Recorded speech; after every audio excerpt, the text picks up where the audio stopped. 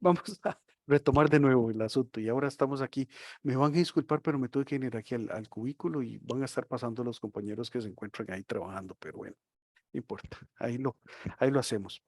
Entonces, conversábamos que el reglamento de construcciones establece en el artículo 23 que es una normativa aplicable. Esto significa que la normativa que establece el Cuerpo de Bomberos en materia de prevención, seguridad humana y protección contra incendios es de aplicación obligatoria. O sea, lo que estábamos hablando, el reglamento como tal va, nos refiere al Cuerpo de Bomberos todo lo que va a ser relacionado a lo que es la aplicación de seguridad humana y protección contra incendios.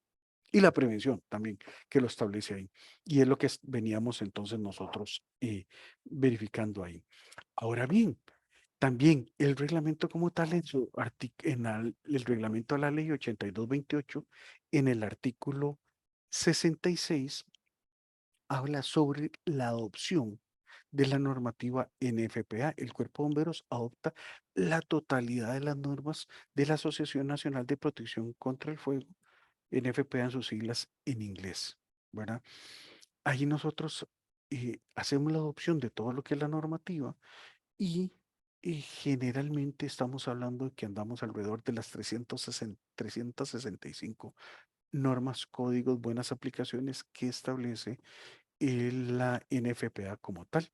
Entonces, el Cuerpo de Bomberos adopta todo el compendio normativo de la NFPA y la tenemos que desarrollar de una forma obligatoria, ¿verdad? ¿Ok? A su vez, a su vez, el reglamento a la ley 8228 establece en el artículo 67 las excepciones a la normativa NFPA. ¿Qué significan las excepciones? Son todas aquellas consideraciones que nosotros como institución desarrollamos y creemos que es sumamente difícil de hacerla llegar a cumplir como tal y se desarrollan cierto tipo de modificaciones para poderlas implementar. Eso nos lo indica el reglamento, la ley lo solicita de que cuando el, no se podría hacer el cumplimiento normativo al 100%, entonces se establecen las excepciones como tal. Entonces, ahí es donde entra en juego el asunto del reglamento. Ahí es donde van a venir publicadas, ahí es donde van a venir indicadas las excepciones de lo que el Cuerpo de Bomberos considera que se pueden generar ciertos cambios a la hora de la aplicación prescriptiva de la norma y hacemos una variación de la normativa y lo plasmamos en el reglamento como tal, ¿verdad? Tanto en el artículo 67 como en el 70, que habla sobre los equipos de protección y de combate a incendios, ¿verdad? Entonces se publicarán todos los requerimientos eh, técnicos en prevención necesarios para poder brindar ese tipo de consideraciones a la hora de la escogencia de los equipos de protección para el combate de los incendios. ¿Ok? Em, bueno, vamos a ver aquí se me quedó pegado. ¿Qué historial es lo que nosotros hemos venido desarrollando en este departamento como tal de ingeniería dentro del análisis de la prevención? Bueno, sí hemos recorrido cierto tramo de la vida en el cual hemos venido evolucionando. Y si ustedes pueden observar, desde el 2005 se establece un documento en el cual se empieza a hablar sobre los requerimientos normativos que debe de contar los edificios en cuanto a protección y seguridad humana. Posteriormente se desarrolla una versión en el 2007, otra en el 2010, la anterior, la versión del manual de disposiciones en el 2013 y hoy día tenemos el nuevo reglamento, que es lo que tenemos vigente, ¿verdad?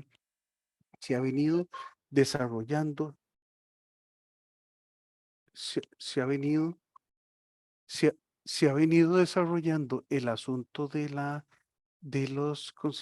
consideraciones en cuanto a las modificaciones que tiene el reglamento como tal, y lo que se prevé es que cada 2 años más o menos se le hagan análisis al reglamento y se saquen actualizaciones.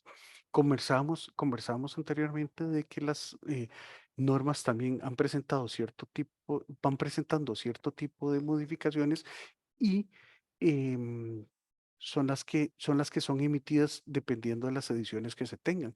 El reglamento va a ir sufriendo ciertas modificaciones también en el cual se vamos analizando y se le van incorporando ciertos artículos para abarcar más áreas de protección que se deben de desarrollar. Hoy día se está trabajando una en rehabilitación de edificios existentes que está sumamente interesante y la verdad es que se requieren hacer intervenciones para los edificios existentes como tal. Ahora bien, este tipo de consideraciones pues también ha generado mucha incertidumbre, se ha generado em, comentarios en cuanto a cuáles son los cambios que ha sufrido de la versión 2013 a la versión 2020. O sea, estos cambios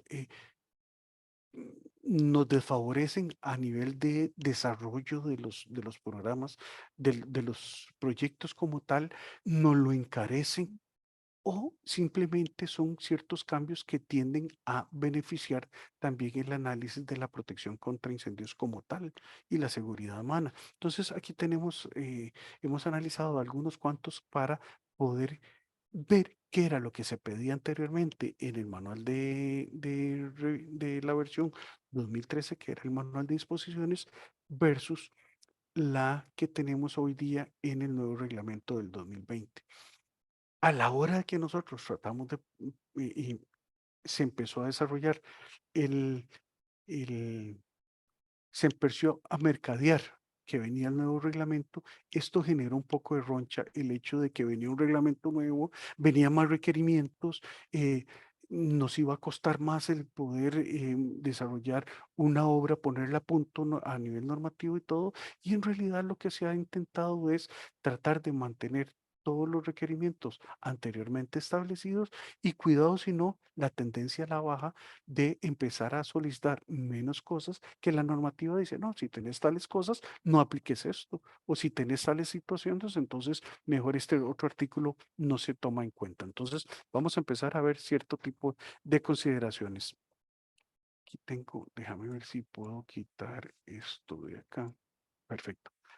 Los principales cambios sería, veamos a ver, salidas.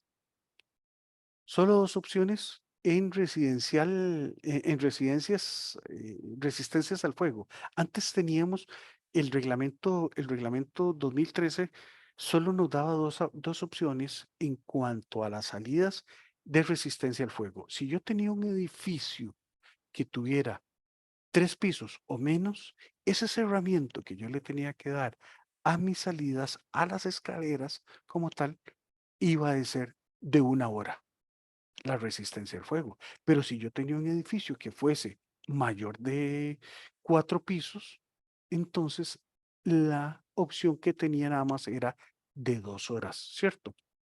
Hoy día lo que se establece es que el requerimiento de resistencia al fuego es lo que establezca la NFPA 101. Entonces, tendríamos que ir a la ocupación como tal y verificar cuál es el requerimiento normativo para la resistencia al fuego que va a tener ese cerramiento. Va a depender de la ocupación y puede también tener aspectos positivos en cuanto a la tendencia, la reducción de horas implementando sistemas rociadores automáticos.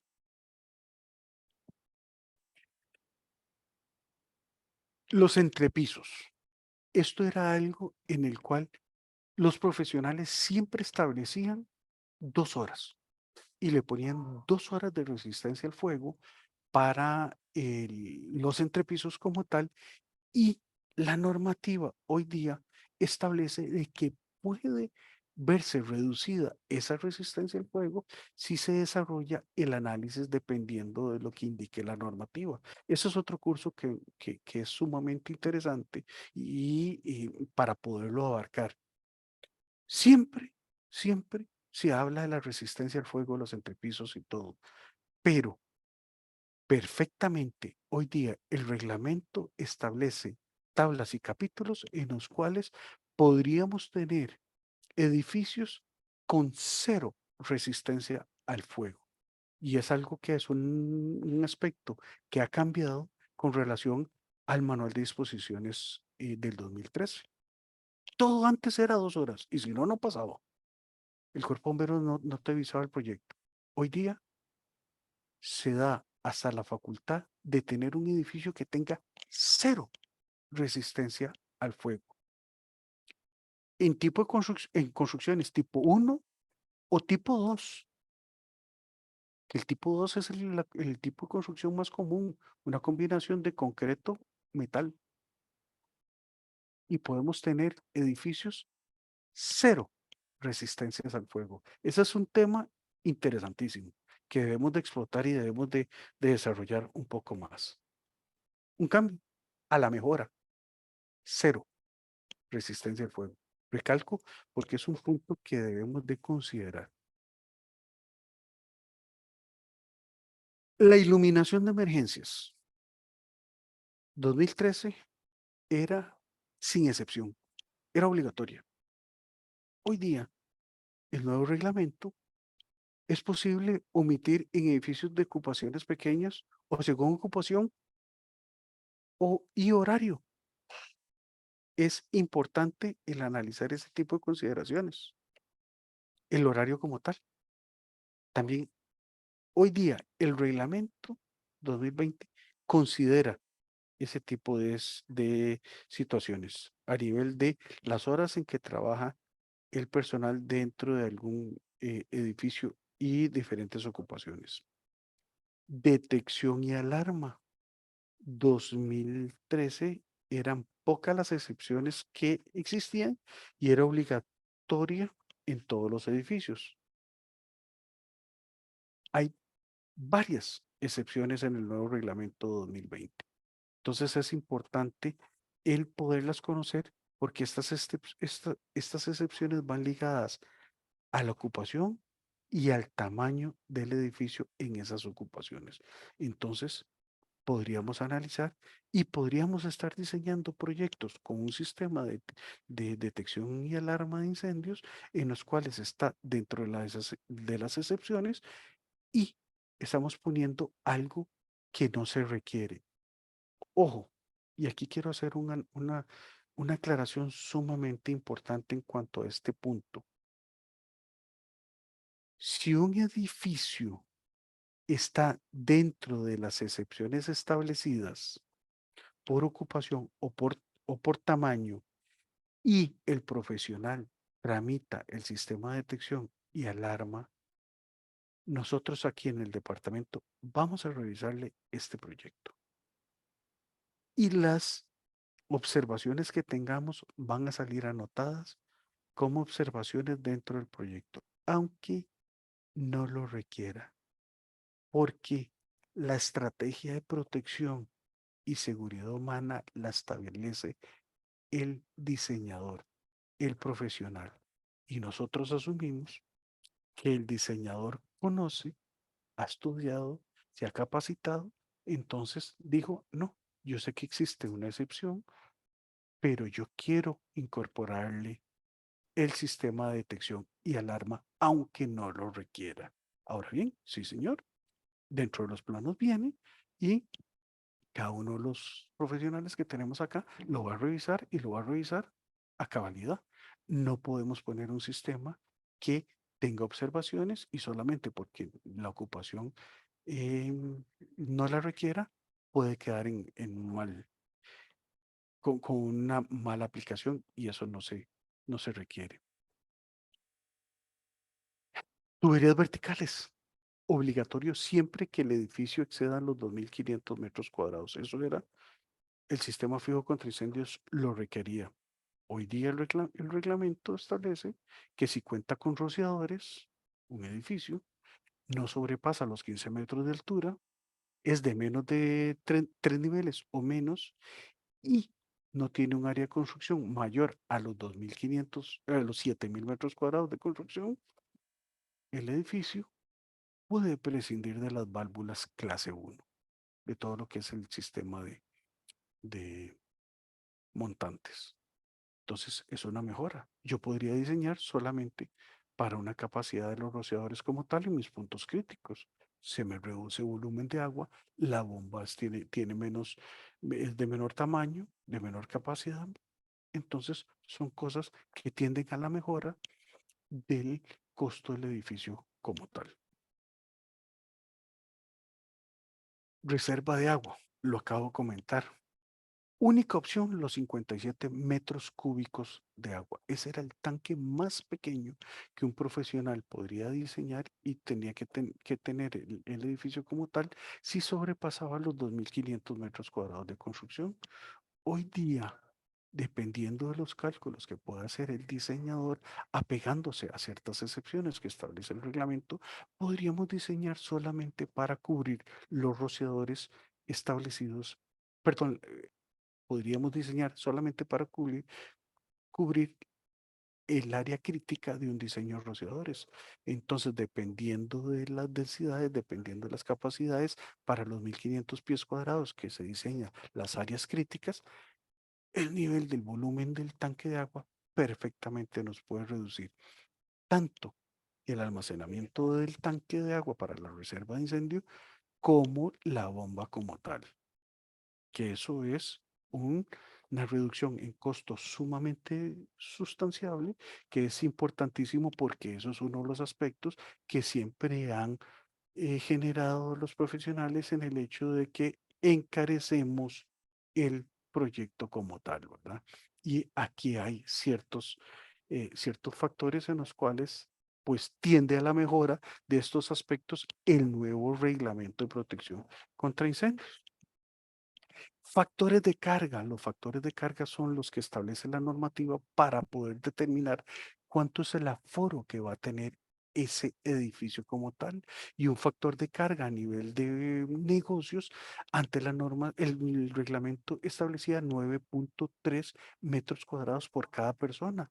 Hoy día podría variar porque podría variar desde los 14 metros cuadrados en oficinas abiertas hasta un poquito menos de 4.3 en centros como call center. Y aquí tenemos que ver que la densidad que nosotros podríamos tener en un call center es sumamente densa versus una oficina que es totalmente abierta, que podríamos estar considerando no los 93, los 9.3 metros cuadrados que hablaba el reglamento anterior, sino 14 metros cuadrados por cada una de las personas y esto nos ayuda a poder desarrollar áreas eh, abiertas y nos ayudan los factores de las descargas de las salidas a la hora de diseñar las descargas de las salidas como tal. Ahora vamos a hacer un ejercicio al final para poder ver esto.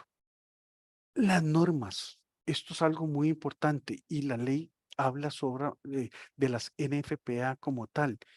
El, el nuevo reglamento del protección contra el nuevo reglamento de protección contra incendios en el 2020 establece que se pueden utilizar las equivalencias, las normativas según el decreto MAKE. ¿Qué significa esto?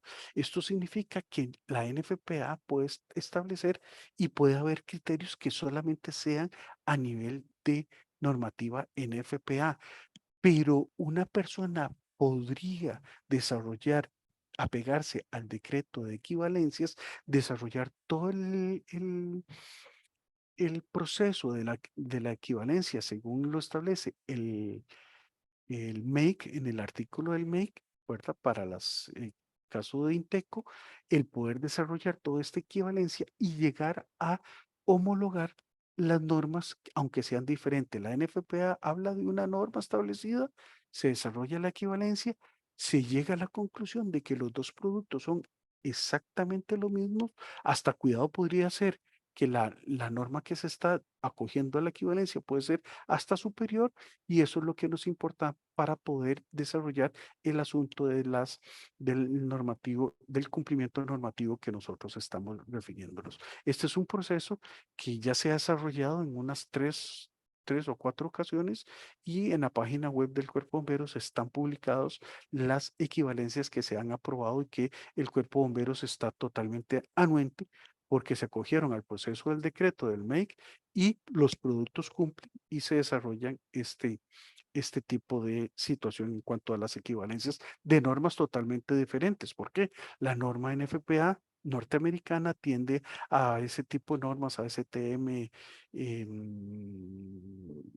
más que todo ha sido la STM, las que hemos, ANSI, son las que hemos tenido, pero las normas europeas, asiáticas, han desarrollado equivalencias y han salido beneficiosas con los resultados de ese proceso a los cuales se han sometido. Importante, el aspecto del gas LP. Esto pues ha generado al cuerpo bombero nos ha generado muchos dolores de cabeza, lo que es el gas LP. Antes hacíamos menciones muy cortas refiriéndonos a la ley, a la norma NFPA 54 y a la NFPA 58, que son las dos normas que tratan sobre todo el asunto del control de diseño del gas LP en los proyectos como tal. Hoy día el reglamento, el nuevo reglamento, tiene capítulos, tiene capítulos más robustos totalmente. Hablamos más, abarcamos más áreas y profundizamos más temas en cuanto al asunto de la implementación del gas LP en el nuevo reglamento y se establecen también excepciones para las sodas o establecimientos pequeños. Con esto se las trae, pues el gas sí tenemos ahí temas que también hemos visto y hemos tenido que intervenir muy fuertemente, pero a pesar de todo, se ha tratado de implementar un aspecto muchísimo más robusto, un capítulo que aborde más temas refiriéndonos a lo que es el gas LP y entonces ahí es donde podemos ver un beneficio con una tendencia al cambio en cuanto a los beneficios que podríamos tener con relación al reglamento del 2013. En este pues sufrió una pequeña variación en realidad.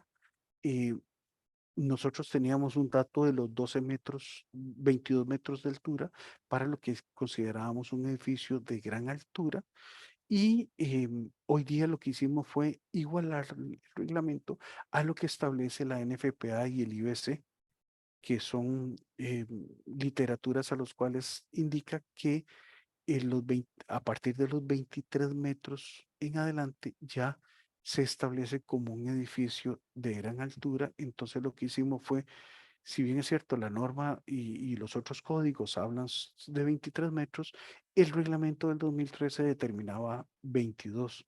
Entonces, lo que se intentó fue dar pues ese metro de gracia que se tenía ahí y unificamos los criterios para que se quedaran a los 23 metros de altura, lo que eran los requerimientos principales ah, para la clasificación de los edificios de gran altura. Ahora bien, esas eran algunas de las consideraciones de diferencias que cuenta el nuevo reglamento para que la gente no tienda a asustarse y a considerar de que es un nuevo reglamento, nuevos requisitos, nueva normativa y ahora sí, proyectos más caros. No, no. La intención del Cuerpo de Bomberos en realidad es trabajar paralelamente con los diseñadores, con todas las personas, con los constructores, para tratar de no desarrollar edificios que sean caros. Nos gustaría, viera que hemos desarrollado, antes de entrar aquí a las principales causas de rechazo que habíamos comentado anteriormente, cuando estábamos hablando un poquito más de la trazabilidad, de dónde venían la reglamentación de todos los aspectos que ve el Cuerpo de Bomberos como tal, me gustaría que se desarrolle eh, una tarea, un proceso de ver cuánto influye un sistema de protección contra incendios en un edificio y ver qué porcentaje se considera dentro del costo del proyecto como tal. Nosotros hemos hecho análisis, hemos desarrollado cierto tipo de procesos ahí con diferentes empresas. Nos gustaría tener más, abarcar más, tener un abanico de opciones de diferentes ocupaciones y todo para poder analizar este tipo de casos, pero tal vez aquí, pues, los invito a que nos ayuden con ese tipo de situación, porque muchas veces consideramos de que el sistema es caro, de que el sistema son sumamente robustos y todo, entonces el proyecto se dispara y muchas veces no es tanto los procesos o los equipos o los sistemas de protección contra incendios lo que nos desarrollarían este tipo de condiciones a la hora de encarecer los proyectos como tales. Entremos en materia aquí con relación a las causas de rechazos en planos. ¿Por qué se rechazan los proyectos? Era lo que veníamos hablando nosotros al inicio. Nosotros hemos hecho un sinfín de análisis y estamos detrás de esto porque en realidad, si nosotros podemos llegar a bajar ese porcentaje, ese nivel de rechazo, pues no es que se nos van a eliminar el trabajo de revisión de proyectos constructivos aquí en el programa que yo represento. No es tanto eso, es que sí se nos bajaría la carga de proyectos revisados en segunda revisión, porque la gran mayoría de los proyectos pasarían a nivel de primera de la primera revisión como tal y teniendo el conocimiento, bueno, una de las primeras o uno de los aspectos que consideramos nosotros era el desconocer la existencia de los reglamentos. Tenemos que conocerlos, tenemos que manejarlos, tenemos que estudiarlos y esto es algo en el cual es el profesional tiene que estar empapado, tiene que estar familiarizado con todo lo que es la normativa para poder desarrollar este tipo de consideraciones a nivel de conocimiento, empaparse con ese tipo de consideraciones. Tenemos el Reglamento Nacional de Protección contra Incendios. Acordémonos que también el Reglamento de Construcciones relaciona a todo lo que es protección contra incendios y seguridad humana al reglamento como tal y lo que se indique en el reglamento es lo que prevalece en el reglamento de protección como tal, al igual que las diferentes normativas seguridad humana, código de incendio, gas LP, sistemas fijos, un sinfín de normas en los cuales debemos de abarcar y de tener cierto conocimiento, al menos eh, para poder desarrollar los diseños de los proyectos a los cuales nosotros estamos inmersos como tal, ¿verdad?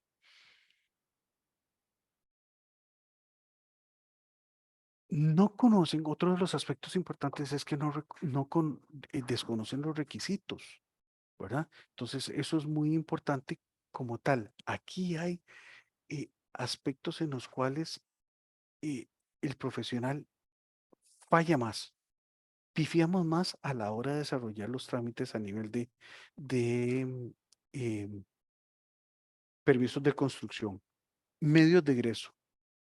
Los medios de egreso son aspectos importantísimos en los cuales el profesional falla y falla por desconocimiento. Muchas veces la normativa, el reglamento establece de que el proyecto siempre debe de tener como mínimo dos medios de egresos. Tenemos edificios en los cuales solamente viene con uno y es un factor de rechazo. Ahora bien, hay excepciones como tal. Hay edificios que sí se pueden construir con un solo medio de egreso y depende de la ocupación como tal y del uso. Pero eso lo sabemos si nos ponemos a analizar y a estudiar el reglamento como tal o la normativa. Construcción y compartimentación, lo que estábamos hablando, resistencias al fuego que requerimos nosotros implementar a ciertos elementos para poder tener seguridad, protección, la iluminación, la señalización, la alarma de incendios, extintores portátiles, sistemas de supresión. Si bien es cierto, nosotros no los diseñamos, tenemos profesionales especializados en esto que los diseñan como tal, pero sí se cometen errores. Hidrantes.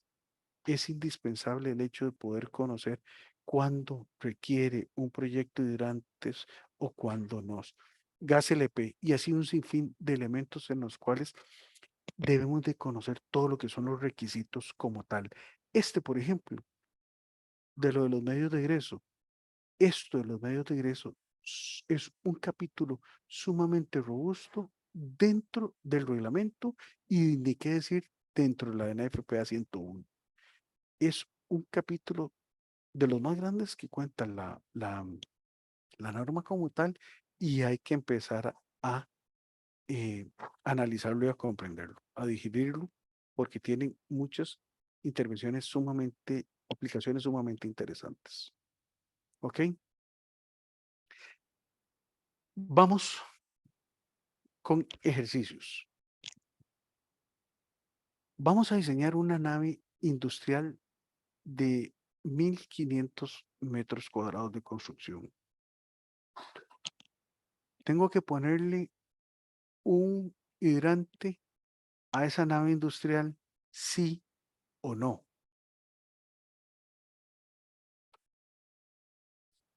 ¿Qué dicen ustedes?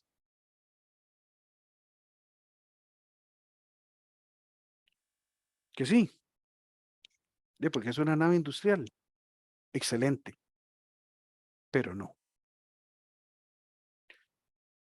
No requiere esa nave industrial un hidrante. ¿Y por qué no lo requiere?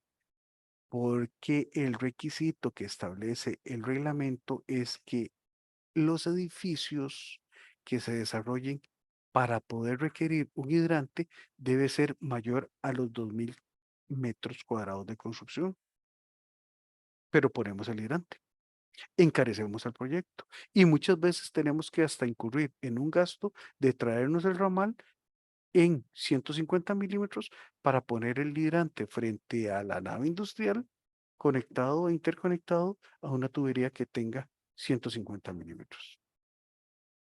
Debemos de conocerlo. Oficinas para 50 personas en un primer piso.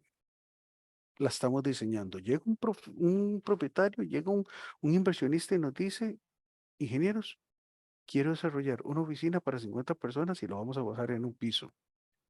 Requiere un sistema de detección y alarma. Oigan, 50 personas son bastantes. Ya manejar un grupito de 50 personas son bastantes. Vamos a requerir de un sistema de alarma de incendios. ¿Qué me dicen ustedes? ¿Ah? No. Se establece que ese es el número para no considerar el sistema de detección y alarmas en esta ocupación. En el reglamento lo establece. Entonces debemos de manejar ese tipo de información. Un centro comercial con 3000 metros cuadrados de construcción requiere un sistema de supresión y esto lo vimos ahora. Dentro de lo que hemos conversado, ahí venía el número mágico. ¿Lo requerimos? Sí, sí lo requerimos. ¿Y por qué lo requerimos el sistema de supresión? Acordémonos de que si el edificio supera los 2500 metros cuadrados de construcción, sí va a requerir un sistema de supresión. Ahora bien, va a depender si es con rociadores o si va a ser solamente con gabinetes. Y son cosas que también el reglamento lo establece y existen excepciones como tal para esto, pero que requiere un sistema de supresión, sí lo requiere. ¿Ok? Estamos diseñando, estoy diseñando unos apartamentos de 3 niveles con 3 apartamentos por nivel. Requiere iluminación de emergencia, claro. En el momento en que nosotros dice nos va la luz, yo lo que quiero es que se me disparen las luces de emergencia para poder iluminar mis medios de ingreso y mis accesos a la salida. Pues el reglamento establece de que no. ¿Y por qué no? Porque perfectamente ya considera y se han analizado los aspectos para poder determinar de que para esa cantidad de niveles y esa cantidad de apartamentos por nivel, el requerimiento normativo no solicita de que se le deban de instalar iluminación de emergencias a los medios de ingreso. Son un sinfín de requisitos que debemos de manejar. ¿Para qué? Para que no implementemos ese tipo de condiciones dentro de los planos, porque recordemos, si ustedes lo colocan, aunque el proyecto no lo requiera, nosotros los vamos a revisar y se les van a emitir observaciones de eso que ustedes pusieron, aunque el proyecto no lo requiera.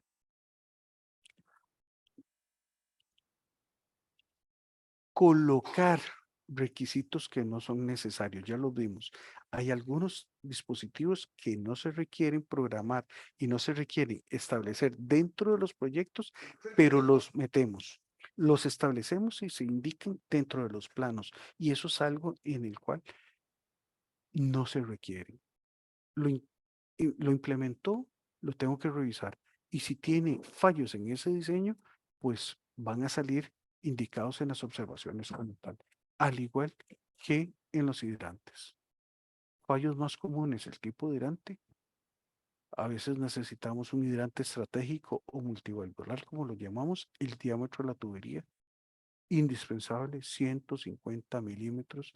No podemos hacer conexiones de hidrantes a 100 milímetros de tubería que abastezca a este hidrante. Entonces, es indispensable. Requerimientos en las escaleras, por ejemplo, doble pasamanos. Esto es un requerimiento en el cual, pues, mucha gente no se pone, pero no es de mucho requerimiento.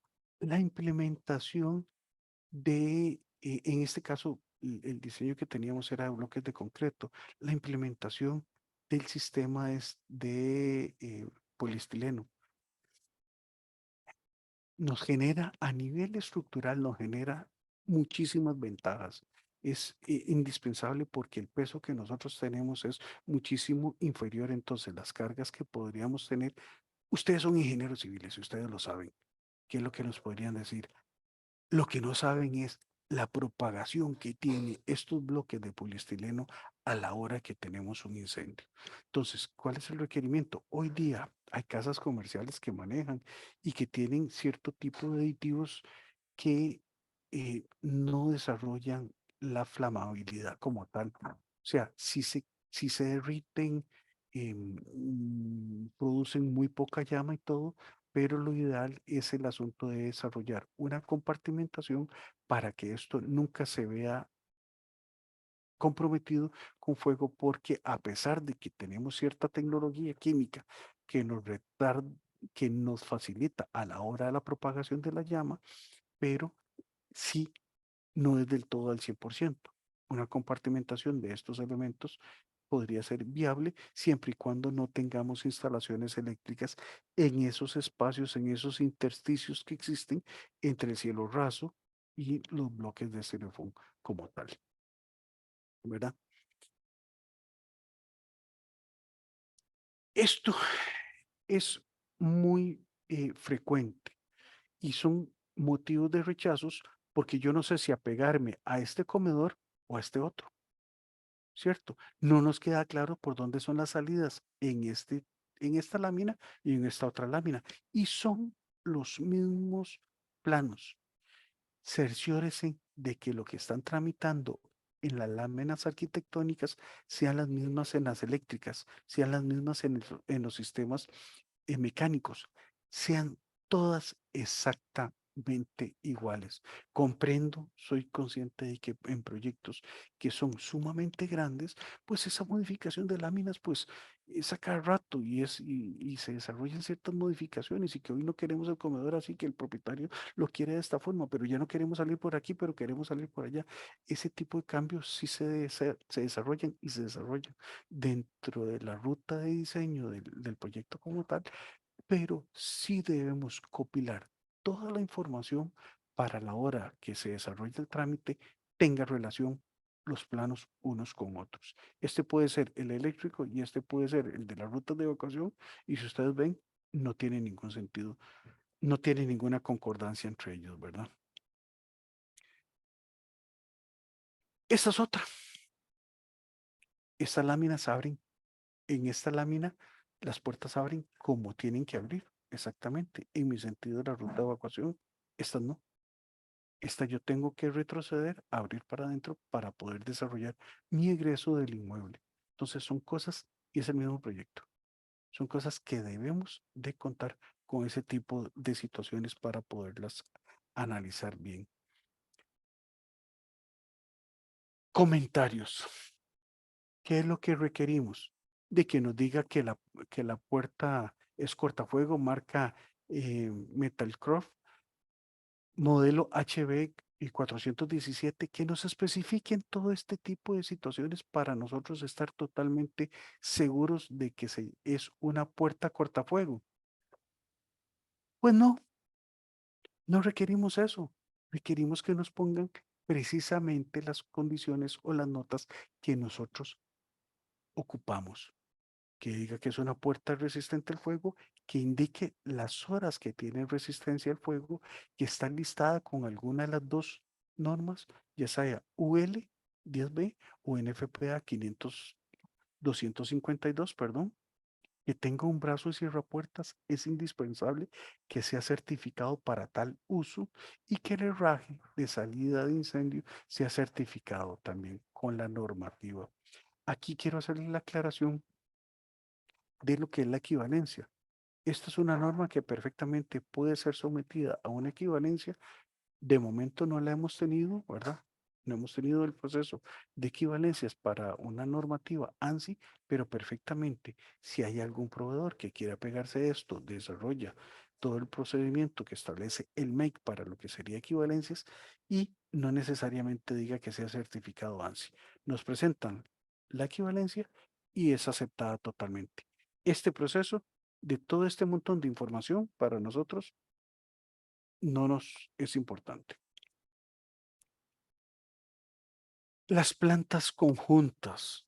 Las plantas conjuntas es indispensable para nosotros poder saber qué es lo que están tramitando porque tenemos recortes de los proyectos como tal y no nos sabemos qué es lo que hay aquí y si podemos contar o no con las salidas que establece lo que estamos viendo. El desarrollar una planta conjunto que englobe todo el proyecto es indispensable para nosotros. Nos da un panorama totalmente ampliado de lo que se está remodelando. Muchas veces se remodela solamente un local y lo que nos mandan es esto. No sabemos si la salida va a descargar directamente el parqueo, si descarga a la calle como tal y todo, y ahí es donde empiezan los rechazos de para poder nosotros sacar la información requerida para ver cómo va a ser la persona para poder llegar hasta fuera del inmueble, nosotros cuando nos tramitan solamente este tipo de condición. Eso es importante poderlo desarrollar, ¿verdad? Los 5 elementos de los medios de egreso, cantidad de los medios de egreso, ya lo habíamos hablado. Va a depender de muchos factores, pero como mínimo, la norma siempre habla de cualquier ocupación, siempre va a requerir 2 medios de egreso. También establece de que si sobrepasamos los 500, pues ya nos elevamos a 3 y si sobrepasamos los 1000, 4 y dependiendo también de muchos otros factores, pues entonces ya ahí tenemos que ir viendo cuánta cantidad por las distancias de recorrido que debemos de desarrollar. Pero mínimo, acordémonos que ese número mágico de la cantidad de los medios de egreso son 2 por nivel, 2 por nivel. Entonces eso es indispensable. ¿Que existen excepciones? Sí. Que los invito a investigar. Mínimo 2. ¿Ok? Las excepciones están en la normativa. La capacidad no implica de que podamos tener los mismos dos que habla en cantidad, sino la capacidad. Si yo tengo un aforo muy grande, yo requiero que estas distancias me den y estén a normativa dependiendo de la cantidad de gente que yo tengo ahí. Dependiendo de la cantidad de gente que yo tengo en ese foro, en ese piso, así va a ser la capacidad de mis medios de egreso. Es indispensable. Características de los medios de egreso son indispensables, el ver a ver si puedo utilizar las puertas, las cerraduras antipánico para dónde deben de abrir, las puertas como tal, batientes. Es indispensable el conocer esas características de los medios de egreso. la protección de los medios de egreso, el cerramiento que debe de llevar ese medio de egreso, aunque también yo podría tener escaleras totalmente abiertas hacia el exterior, pero requieren de ciertas características que debe tener este egreso como tal. Y se le llaman escaleras abiertas, ¿verdad? Hacia el exterior, pero deben de tener ciertas características. Y las dimensiones de los medios de egreso. Y aquí hablábamos de estas las capacidades y que están relacionadas a, a las disposiciones que nosotros vayamos a tener. La mitad de la diagonal de mi área. La disposición de mis medios de egreso es siempre, si un proyecto no tiene rociadores, esta separación entre puertas que yo voy a tener aquí, que va a ser mi disposición de los medios de egreso, no debe ser nunca menor a la mitad de la diagonal de mi área a la cual yo le voy a poner esos medios de egreso más largos. Si aquí mide 50, esta separación de esta puerta, de este vano a este vano, no debe ser menor a 25. Lo más cerca que yo puedo poner esas escaleras es llevarlos a una distancia no menor de 25 entre estas distancias de aquí a allá. Es el distanciamiento en el cual nosotros vamos a poner mis medios de ingreso como tal. Y esos son los 5 elementos principales y fundamentales de los medios de ingreso. Esto lo desarrolla mucho profesional. Pone cuánta información tiene para llenar la lámina. Muchas veces no se requiere. Lo que requerimos es que diga precisamente lo que técnicamente indica la normativa, lo que técnicamente indica el reglamento como tal, para poder tener ese tipo de información. Y no necesariamente el hecho de llenar las láminas significa que el proyecto vaya a pasar porque hay mucha información. Muchas veces ni siquiera se le presta atención a eso, sino a buscar la información que nosotros requerimos como tal. Esto es muy usual. En la lámina nos indican esta simbología, pero en la cartilla la simbología representan otro. Entonces, tener mucho cuidado que este tipo de condiciones sean iguales entre estas dos. ¿Ok? Entonces, son indispensables. Eso es indispensable, ¿verdad?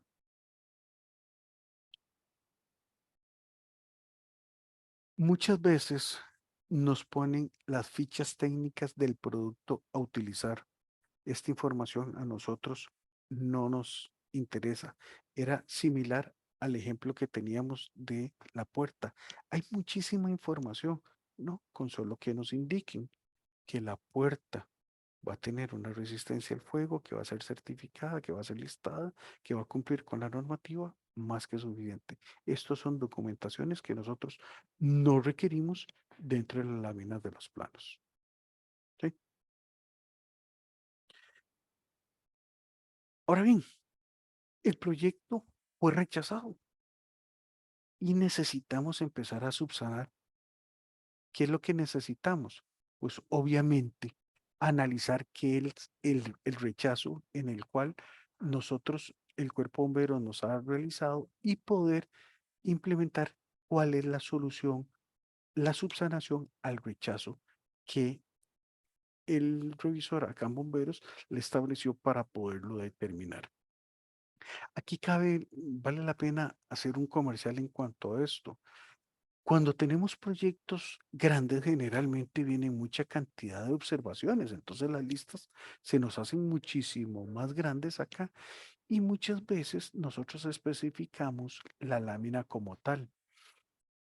Sería de mucha ayuda que el profesional a la hora de subsanar incluya un- una tabla donde subsanó esto, la observación como tal, e indicarlo en la lámina. Si generalmente nosotros especificamos que en esta lámina, la L4, nosotros fue donde nosotros vimos la observación sobre los pasamanos, pues podría ser que en la lámina L4 se subsane la observación emitida, pero muchas veces nos indica la lámina como tal.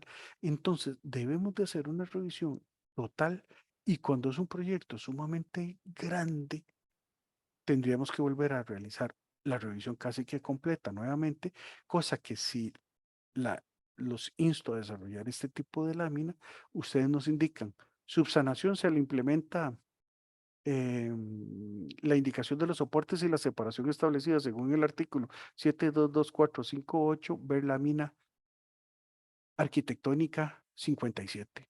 Entonces ya yo me voy a la lámina arquitectónica 57, yo veo que la soportería de los pasamanos son precisamente requeridas según lo que establece este artículo y perfecto, yo le doy el check y muchísimo más rápido y me voy puntual. Entonces eso es sumamente importante. Hay consideraciones también que el profesional en el nuevo sistema del APC2 puede desarrollar y emitir comentarios en los cuales indica que se agrega el detalle en la lámina A4. Entonces eso es sumamente importante y nos ubica y nos centraliza y nos lleva entonces a la lámina precisa donde el profesional hizo la subsanación de la observación que yo le indiqué en el informe como tal.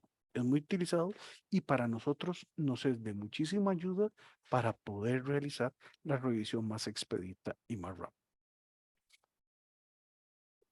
Esto es una opción muy importante y que muchas veces el, el, el, el profesional no lo considera. Ok, desarrolle una consulta puntual de algunos aspectos en los cuales el profesional no le queda claro precisamente qué es la condición y entonces puede mandar un correo a lo que sería planos@bomberos.gov.cr emitiendo el número de proyecto y el rechazo como tal, ¿verdad? Indicar el rechazo y de qué manera se podría subsanar la condición que el compañero revisor le indicó.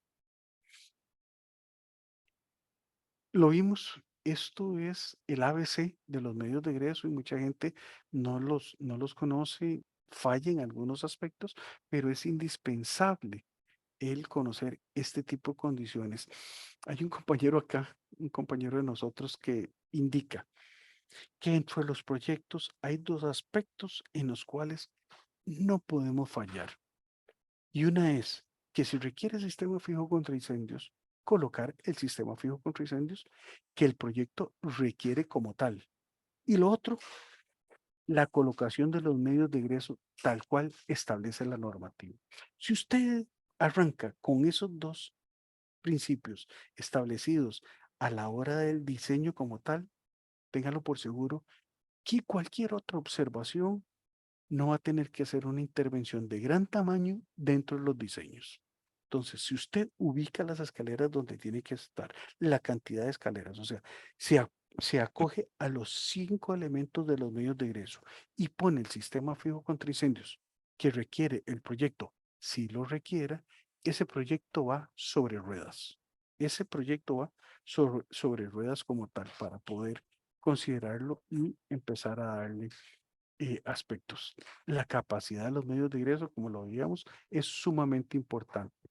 Eso significa ver esa carga de ocupantes a ver si pueden pasar por una sola puerta. ¿Qué es lo que va a pasar? Hay un video, lástima, no lo tenía preparado, pero hubiera sido muy interesante un video donde en un concierto, en un bar, están en Estados Unidos, hay un concierto, se empieza a quemar y la cantidad o la carga la capacidad de los medios de ingreso no daba abasto para la cantidad de personas que estaban ahí metidos y murieron mucha gente. Se empezó a quemar ahí con un juego de pólvora mientras estaban ahí cantando el conjuntillo rock. Se prende todo, se prenden las cortinas y todo el asunto. La gente trata y el que estaba filmando trata de salir, pero la gente se aglomera. Es tanta la carga de gente que hay para poder salir por los medios de egreso que si que se apiñan y no pueden salir. Y es sumamente interesante, ¿verdad? La carga de los ocupantes, cómo es que nosotros lo desarrollamos. Debe ser como mínimo de la cantidad de personas resultante al dividir el área del piso entre el factor de carga. ¿Se acuerda que el factor de carga que hablábamos de los beneficios que presentaba el reglamento para negocios, que pasó de 9.4 a 14? Para diferentes oficinas abiertas, pero si era diferente para los call centers tener eso, ¿ok? Eso es lo que pretende la normativa, que para cuando yo estoy con este tipo de condiciones, el área por metro cuadrado, pues ya me puede abarcar hasta casi 2 personas. Entonces eso es lo que considera la norma de que sería el área del piso donde yo estoy, dividirlos entre el factor de carga que se establece. ¿Ok? Cargar los ocupantes, cantidad total de personas que pueden ocupar un edificio o porción de este en cualquier momento. Vea que en un negocio, en una ocupación de negocios, en una oficina, pues si bien es cierto, aquí tenemos a compañeros trabajando y no es tan denso como el call center. Pero vea, por ejemplo, en una ocupación mercantil. Y esto me parece que debe ser como en la época de diciembre, donde la gente se vuelve loca. Las densidades, ¿verdad? La carga de ocupantes que tiene esta ocupación es diferente a esta. Y entonces debemos de tener cierto tipo de consideraciones para poder manejar ese tipo de aforos y de diseños. Imagínese la cantidad de salidas que debemos de tener para esta aglomeración de personas. Mucha gente llega y nos dice, ah, no, pero es que ahí nada más vamos a tener 10 personas.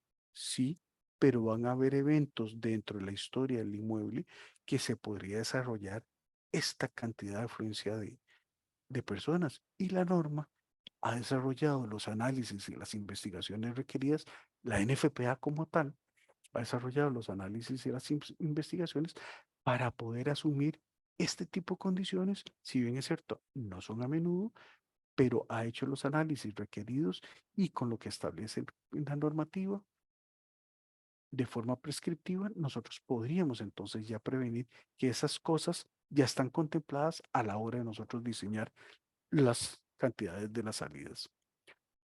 ¿Cómo se calcula? Ya lo vimos. Teníamos el área del inmueble entre el factor de carga de ocupación. Apartado 718.3 del Reglamento Nacional de Protección contra Incendios. Ahí hay una tabla también que establece cuál es el factor de la carga como tal.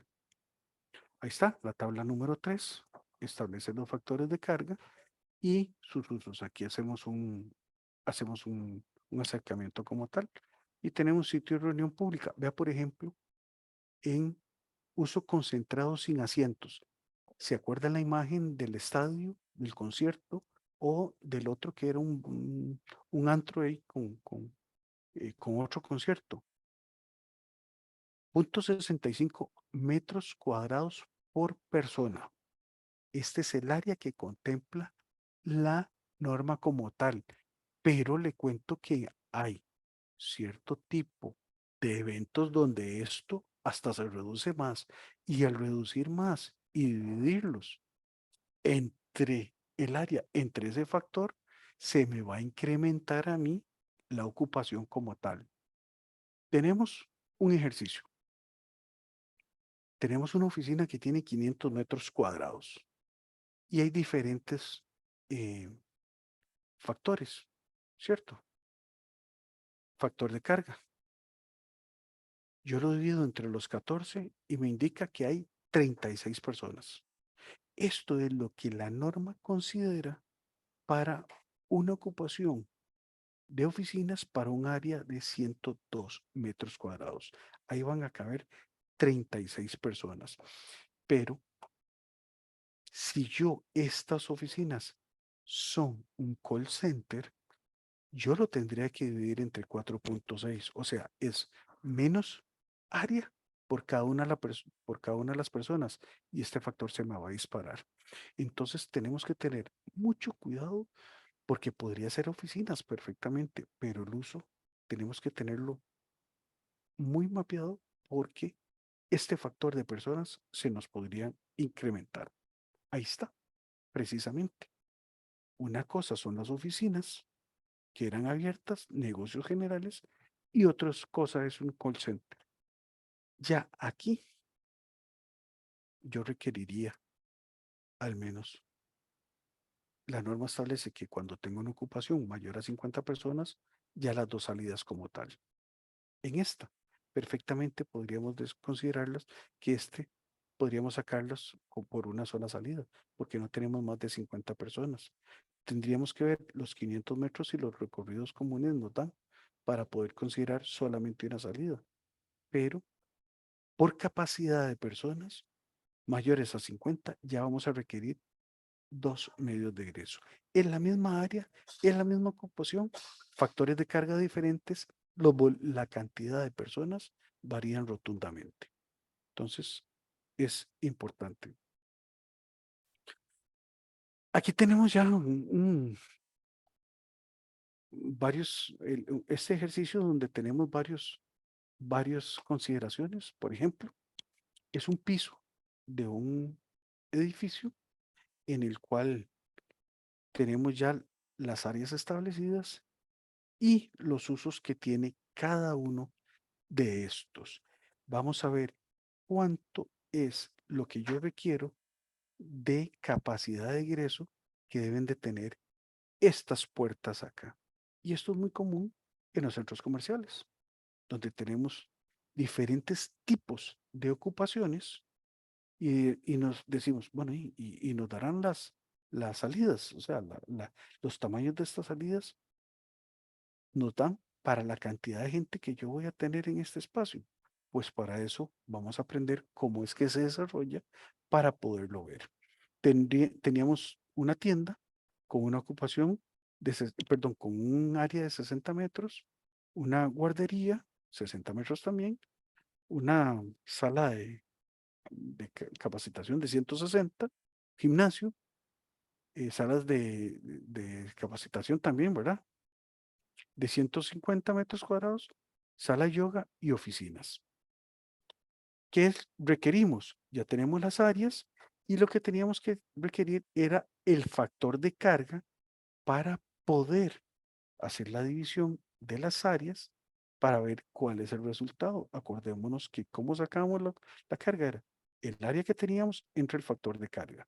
Nos íbamos a la tabla que establece el Reglamento Nacional de Protección contra Incendios y desarrollamos la, la operación matemática. Dividimos los 60 metros entre los 3,67 y nos da esta cantidad de personas.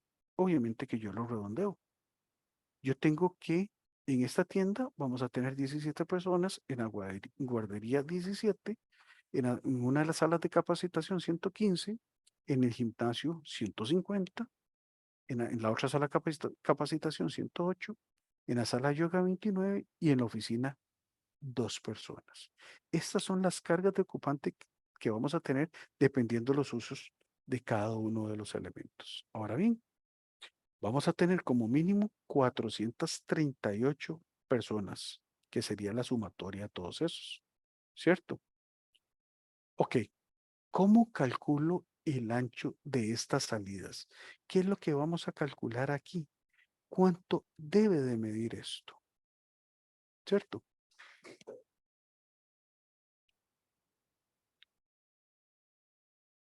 Esto sería cuántos en la carga de los ocupantes por el ancho del componente. ¿Dónde están los anchos de los componentes? Los anchos de los componentes en la tabla número 4 que tenemos en el reglamento de protección contra incendios. Y aquí lo tenemos, componentes y rampas. Este componentes se refiere a las puertas y estas a las escaleras. Estos factores de 7,6 son para las escaleras y este factor de 5 es para los componentes, las puertas o las rampas como tal. Estos son milímetros, ¿cierto? Esas escaleras van a tener entonces 7,6. Eso es lo que va a considerarse el tamaño de la escalera como tal. ¿Ok? 438 personas por 7.6 milímetros por cada persona nos suman 3.328 milímetros, ¿cierto? Eso es lo que la norma establece para que eso tenga que desarrollarse el tamaño de esa escalera como tal. ¿Ok? Ahora bien, ¿se acuerdan el dibujo? ¿Cuántas escaleras teníamos? Teníamos 2 escaleras. Entonces, si esta es la capacidad para los 438 personas, esto lo tengo que dividir entre la cantidad de escaleras que yo tengo en ese recinto. Si yo tuviese 3, pues obviamente que aquí esta división la hago entre 3, las escaleras se me va a reducir. Eso significa que cada una de esas escaleras va a tener 1.67 metros. Eso es el ancho que yo voy a tener de pared a pared en esas escaleras, como ancho libre. ¿Ok? ¿Queda, queda claro? Este ancho es esto. ¿Ok? Perdón. Aquí no hice, mira, pensé que había metido, me faltó esa filmina. Este ancho de la escalera, perdón, voy rebobinando. Este es el ancho mínimo de la escalera. Este es el espacio que voy a tener de pared a pared en esta escalera. ¿Por qué? Porque yo utilicé un factor de 7.6, que si me regreso es el de la escalera. Pero si multiplico esto por 5 milímetros, es el factor que yo voy a requerir precisamente para el ancho de esta puerta. ¿Ok? Y hagámoslo rápidamente. Serían 438, yo no sé por qué no incluí esa por 5, serían 2.191 milímetros entre 2. Eso significa que estas puertas pueden ser de 1 metro perfectamente. Esta puerta de aquí, de 1 metro y de 1 metro. ¿Ok? Eso es como la normativa establece según la tabla y utilizando estos factores, tanto para las escaleras como para las puertas como tal. En los componentes es donde se considera este factor para yo poder diseñar las puertas como tal. Señores, muchas gracias. Le damos las gracias al ingeniero Guillermo Chacón por la excelente primera parte de esta conferencia sobre la normativa. Tenemos acá 7 consultas. Vamos a iniciar con la de Luis Alejandro Navarro. Dice, ¿qué tan pequeña es la ocupación para que no haya iluminación de emergencia? No es tanto acuérdese de que eso no es más por el tamaño y por la cantidad y por el factor de la ocupación como tal. No es el tamaño del recinto.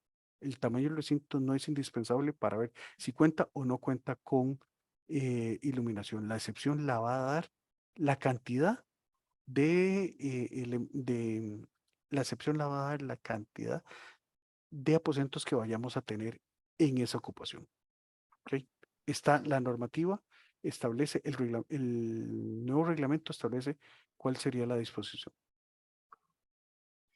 También tenemos a don Danilo González que levantó la mano. Adelante, don Danilo, ya tiene acceso al micrófono.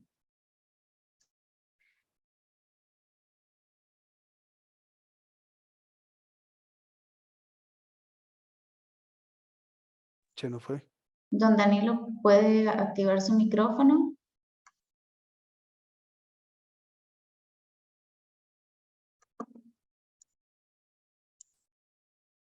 Bueno, mientras tanto, vamos a leer la que nos dejó don Andrés Mora Barrantes. Dice, ¿por qué se modificó la sección de rociadores automáticos? Ocupaciones de asilos y centros de acogida con un área igual o superior a 500 metros cuadrados. Con Esto esa limita... pregunta, perdón, doña Carol, Sí, termine. termino. Esto limita a muchas ocupaciones anteriores a este reglamento a realizar mejoras, hasta por un cambio de cubierta, por poner un ejemplo. ¿Se ha previsto eso? ¿Me decís el nombre del profesional? Don Andrés Mora Barrantes. Esto me alegra mucho porque tuvo que haber estudiado y eso es un número mágico para nosotros. Sí, efectivamente, Andrés, se redujo y se redujo porque en realidad es una población sumamente vulnerable. Los asilos de ancianos son, bueno, ya tuvimos un incidente aquí en Costa Rica. No sé si usted se recuerda, pero se nos quemó el asilo de ancianos de Tilarán y 19 personas murieron en ese incendio.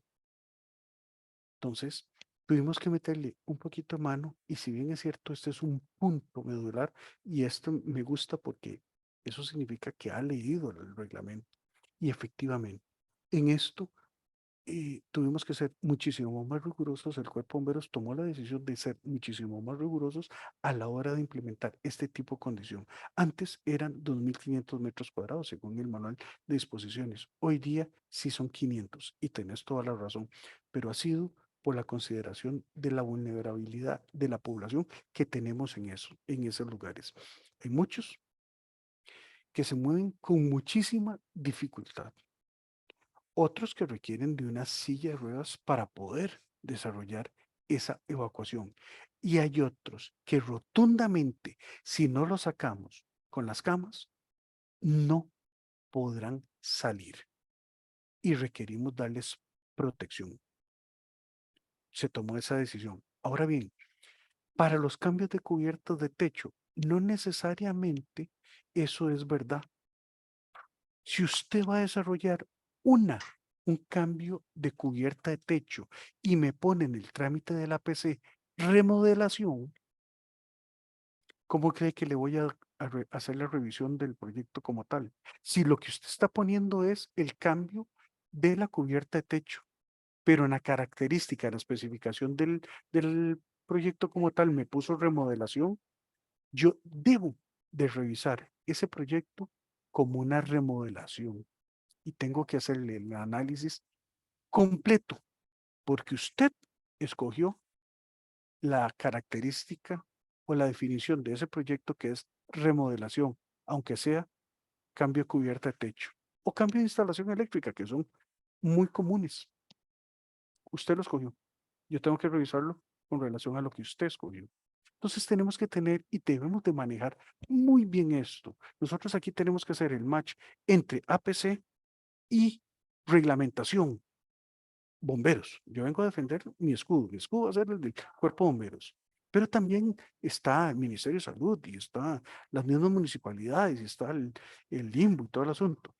Necesitamos desarrollar ese match para lo que usted pone. Sí, usted puede desarrollar perfectamente la cubierta de techo y yo no le voy a pedir ni sistema fijo contra incendios, ni lámparas, ni extintores, ni señalización, ni nada, porque su alcance y lo que usted especificó es el cambio de la cubierta de techo. Pero eso es importante. Muy buena. La siguiente consulta también es de don Andrés Mora. Dice, según entiendo, en el nuevo reglamento para estaciones de servicio que no cuenten con hidrante aguas arriba, deben tener un tanque de 114 metros cúbicos. Pero en muchos casos de asadas o municipalidades, los propios tanques para hidrantes están muy lejos de tener esa capacidad. Sí, tiene toda la razón.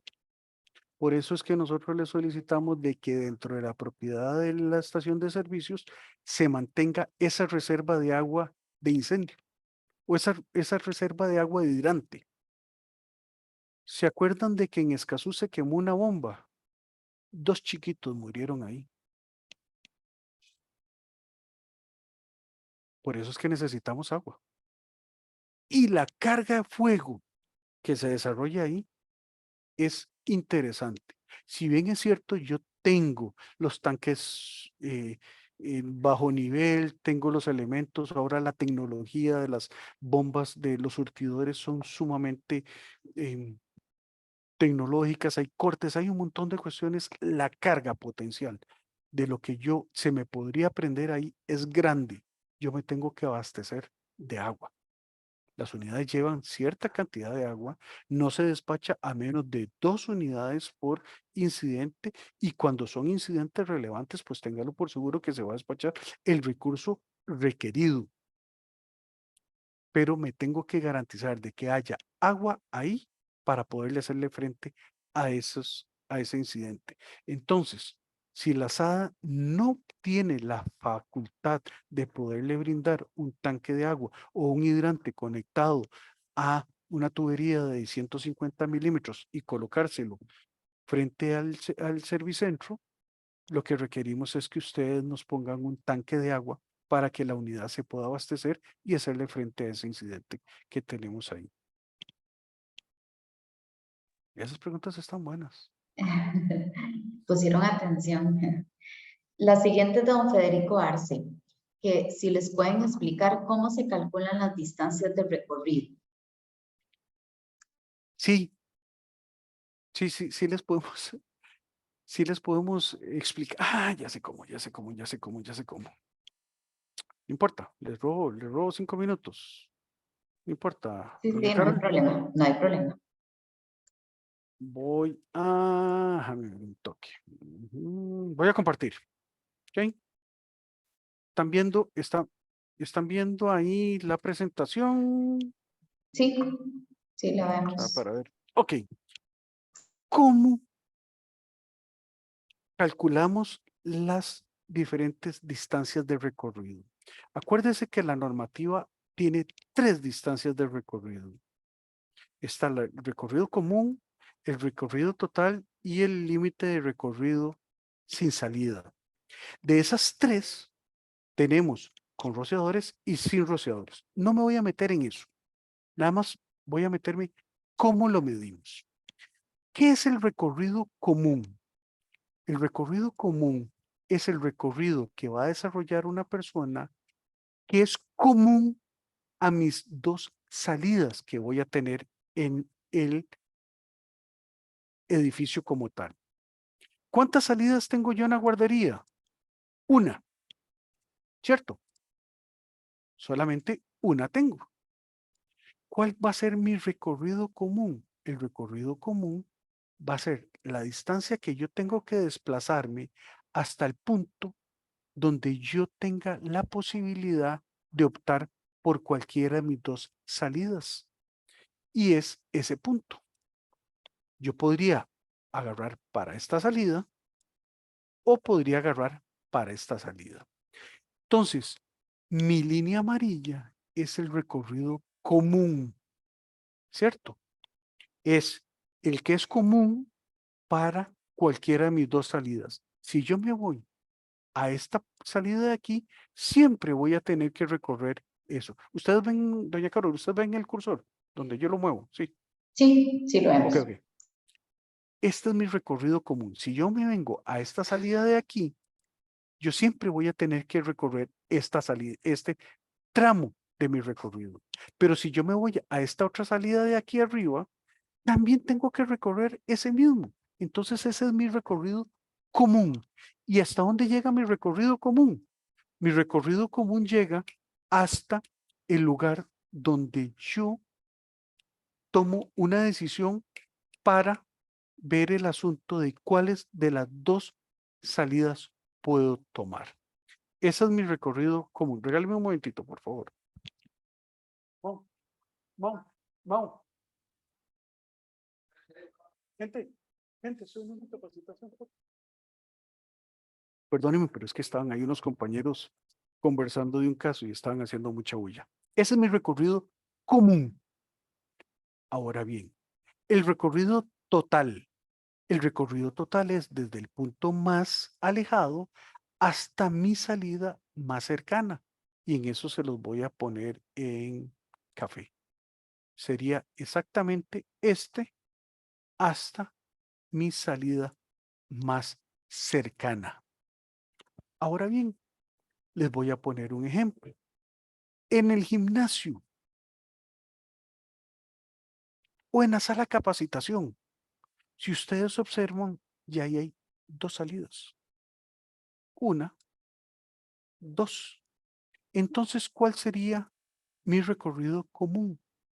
Va a depender del mobiliario, pero casi le podría decir que según el ejercicio, no existe, porque en cualquiera de los puntos en el que yo esté, siempre voy a tender a poder salir a cualquiera de mis dos salidas, ¿cierto?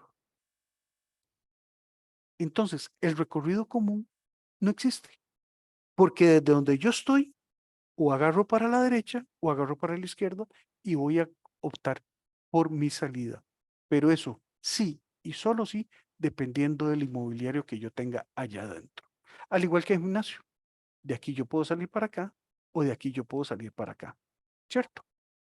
Pero va a depender del mobiliario. Entonces va a ser casi, o sea, aquí mi recorrido común es cero, porque desde mi punto tengo opción a mis dos salidas dentro de mi ocupación. No sé si le quedó claro aún. No me acuerdo. Don Federico. A un Federico. A un Sí. Federico. Ok, y la última consulta que tenemos anotada por acá es de don Roger Sánchez y dice, el núcleo de escaleras internas en una escuela que unen dos pabellones deben ser compartimentadas.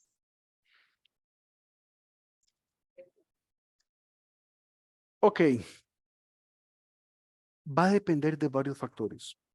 Acuérdeme de que yo compartimento con el fin de brindar seguridad. Y la seguridad es para yo poder tener mi medio de acceso que sea seguro. O sea, ¿qué es lo que pide la normativa?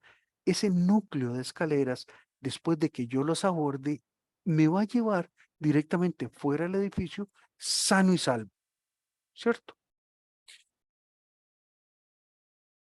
Esa protección yo la puedo brindar de dos formas. Una es compartimentándola y la otra es separándola. Si yo logro separarlo 3 metros de mis cargas de fuego, esa escalera podría ser totalmente abierta. Pero todo depende de el diseño que se quiera plantear. Si yo tengo dos módulos de escuelas, me pareció que era, ¿verdad, doña Carol? Sí, escuela. Si yo tengo dos módulos de escuela, pues la separación que yo vaya a tener entre ellos del módulo como del ducto de mis escaleras con relación a los pabellones debe de ser al menos de 3 metros para poderlo tener, pero sí se podría perfectamente desarrollar la separación para poder tener un núcleo de escaleras totalmente abierto, ¿verdad? Esas eran las consultas que teníamos por el momento. Queremos darle de nuevo las gracias al ingeniero Guillermo Chacón por la excelente conferencia. Recordarles que esta tiene una segunda parte que es ahora el 13 de septiembre a la misma hora, el mismo canal. Y queremos también agradecerles a todos los que se conectaron hoy, que nos pudieron compartir sus consultas. Y si tuvieran alguna otra, igual pueden hacérmela llegar a mi correo electrónico y yo con todo gusto se la transmito a don Guillermo. Entonces, sin más, damos por finalizada. No sé, don Guillermo, si desea decir algo más. También acordémonos de que tenemos uno de los métodos que establecía la presentación era el hecho de que había un correo, que era planos@bomberos.go.cr. Cualquier consulta, ese es es el correo que tenemos para las consultas de planos. Entonces, perfectamente nos pueden hacer las consultas ahí y con muchísimo gusto. Repito, soy majadero, estamos nosotros para servirles si quieren más cursos. Que comentaron sobre los recorridos de cómo trazar los recorridos, solo ese tema es todo un curso para poder comprenderlos y analizarlos y es sumamente interesante. Aquí lo que vemos es 2 horas, bueno, casi, porque ni llevamos las 2 horas, pero para poder analizar todo eso, y es sumamente importante. Hay algunas personas que quieren conocer más sobre otros temas, sobre la misma compartimentación, sobre la resistencia al fuego, solamente concreto.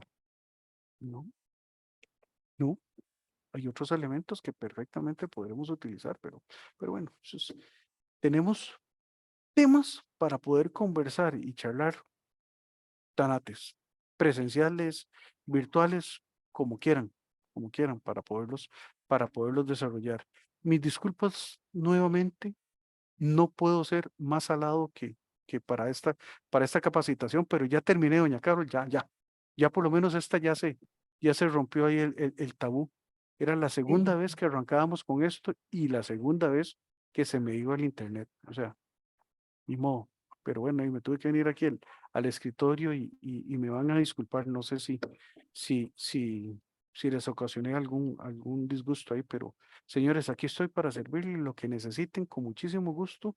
Y si Dios quiere, como dijo doña Carol, nos vemos de hoy en 8 a la misma hora y en el mismo canal. Listo, don Guillermo. Muchísimas gracias y tengan todos muy buenas tardes. Buenas tardes.